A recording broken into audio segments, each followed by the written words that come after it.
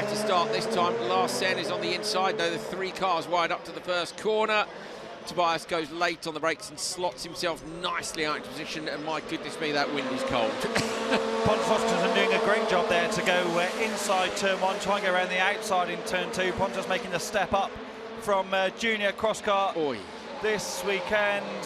Norlander just drops a rear wheel into that gravel on the outside. It's so slippery. Norlander, also a junior driver of the was race up in Sweden against Clara Anderson, Philip Turenne, Philip Martinson and co.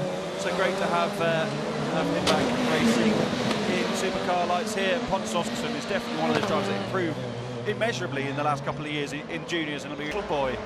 Very nice. You're going to do that, Hal, with your rallycross car? Hopefully, my... Seeing as whenever we have a FaceTime call with him, he's... Tarback's car. I haven't seen Kevin's car yet. But it's the same. If it's the same, I'm going to have to get another word. We're going to have a word. I like the livery. They're lovely people, aren't they? Oh, they are mid-engine. There is a guard underneath that part of the car as well. You can hear them. A few different things, and it is tight around there. Tarback's going to take it. It's a long way off. She took some 4 seconds off it before. Kevin Tarback, Robin Norlander, Pontus Oskarsson, and Phoebe Cake. Phoebe getting better starts in the blue-coloured lights car at the back of the grid. She looks to the inside line, just gets a little nudge on Oskarsson. I think she might have gone round. Unfortunately, Oskarsson shut the door.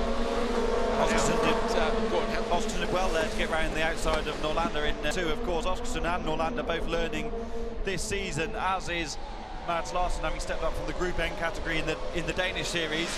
And really, this is about Kevin Darback, who is fighting the new drivers here, and Kevin was, of course, new. Lucas, Norlander, and then Oskarsson on the outside. It really is about the 2 Darbacks on the inside for me, Tobias and Kevin. Surely they're going to be sensible. They're a bit too sensible. Lucas Anderson drives around the outside of them and gets the whole shot, but every... Great job from Lucas Anderson there, used his experience. Really, lay it down in the first corner, ran the outside wheel just into that dirt on the exit of turn in the 45 pound drain and pulled the nose of the lap lines down, because as you said, our position, whoever does win needs to be. You cannot do anything after the push as hard as you can. Such is good for us. Here he comes through. Well, the Hansen team in World RX weren't particularly keen on making their cars look so different from the top a couple of years, and then after that they realised they needed to change the sun strip. And that's exactly the same story with Subaru Motorsport USA, who had 3 identical Subarus in the race. The top of Tobias's car. I like Norlander's livery. I think it looks wicked. Here, look at the side of the car. Look at that. It looks mint, doesn't it? It is nice, it's a big R. I assume it's one of the sponsors, but either way, I like it. Robin stepping up from Swedish Championship to compete here this weekend in Supercar Lights. Fantastic to have some new drivers in this lights category that has produced such talent over the years. Do it. I think he will over the line. It's going to be close. 2:43.0. No. He doesn't. 2:44. This session wins and a P10. So Lucas. But this time they get away well, and Mounier gets a great launch from the second row, but he's not going to find a way past Vittels. Vittels and Darback slams the door in Mounier's face. Norlander tries to come around the outside, but Mounier keeps the throttle lit. This will be very interesting now, won't it, if Mounier can gap the 2 drivers behind to do 2 jokers. Based on this opening lap, you don't know what the drivers behind are going to do. From Darback behind, what is the gap? Such a livery, isn't it, that you can repair it with such haste. You've got to come and execute in these single-make cars, and yeah, he's doing just that. Good job. Quite doing. Even Lewis Hamilton in the past. Now, I really enjoy when athletes do their own social. I feel it's very personal. I totally understand why they need an agency to do it at some point, and certainly Rally was good in Rally Kent. Larsen, Darback, Oskarsson. Darback with a good start. Oskarsson slots in behind. Phoebe Cake is on the back of this pack.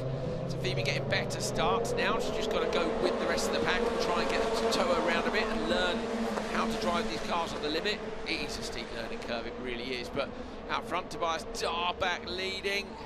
Ooh. Tobias pitched the car into turn 3. A lot of attitude in the is always in this slow of races, and it's harming their hope. Mads Larsen, though, I think has been very impressive today in his second day in Riga.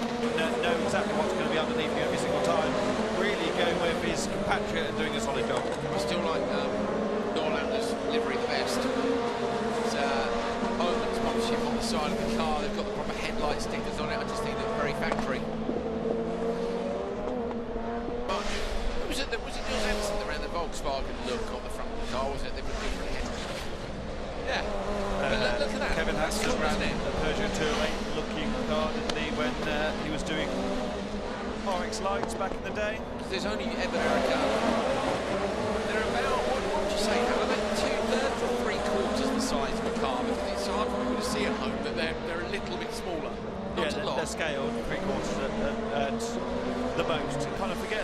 spend so much